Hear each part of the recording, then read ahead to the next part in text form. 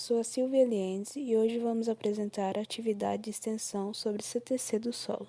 Junto com os alunos Felipe Torres, Pamela Guedes, Vinícius Mariano, João Carlos Valosec e Graciele Alfonso. Olá, meu nome é João Carlos Valosec e eu irei falar sobre o CTC. E o que é? CTC ela é a capacidade de troca de cátions de um solo.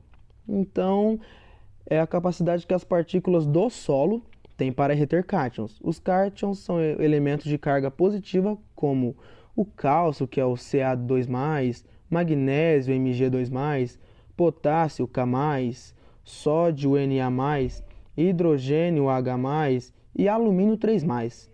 As partículas de solo, especialmente a argila ou matéria orgânica, possuem uma superfície de diversas cargas negativas. Como os opostos se atraem, as cargas positivas, que são os cátions, se ligam a essas partículas que possuem carga negativa. Portanto, a CTC está relacionada com a capacidade do solo em trocar cátions como cálcio e magnésio com a solução do solo, afetando a disponibilidade de nutrientes nessa solução para as plantas. Ou seja, a gente pode dizer que a CTC se refere à quantidade de cargas negativas que um solo possui. Agora eu vou falar sobre o complexo argilo-húmico. Ele é uma reserva de nutrientes do solo, onde as cargas negativas retêm os nutrientes, que são os elementos de carga positiva, essenciais para as plantas. Assim, pelo processo de troca, esses nutrientes passam para a solução do solo, sendo absorvidos pelas plantas. Ou seja, se a maior parte do CTC do solo está ocupada por cátions essenciais como o cálcio, o magnésio e o potássio, pode-se dizer que isso é um solo bom para a nutrição das plantas, que disponibiliza diversos benefícios para ela.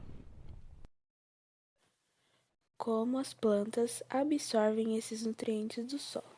Através das trocas de cátions, onde esses nutrientes são liberados para a solução do solo. Os cátions ficam ligados à partícula de argila carregada negativamente, e os hidrogênios são liberados das raízes e se ligam a essa partícula, liberando esses cátions para a solução do solo, onde as plantas podem absorver de três formas: por meio da interceptação, onde a raiz vai crescendo até chegar no nutriente diluído na solução do solo, pelo fluxo de massa, onde os nutrientes chegam através da absorção de água da raiz, pela difusão, onde os nutrientes vão da região mais concentrada para a menos concentrada, geralmente a mais próxima da raiz, para ter um equilíbrio. Olá, sou Felipe Torres, vou falar qual a importância do CTC e a CTC ideal do solo.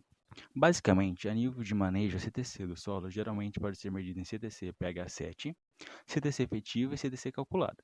A CTC pH7 indica a quantidade total de cargas negativas que o solo poderá apresentar se o seu pH fosse 7. A CTC efetiva indica a quantidade de cargas negativas ocupadas com os cátions trocáveis. Por outro lado, um solo com alta CTC, com mais descuidos de parâmetros como pH e o teor de matéria orgânica, terá maior potencial para reter elementos tóxicos como o alumínio 3+.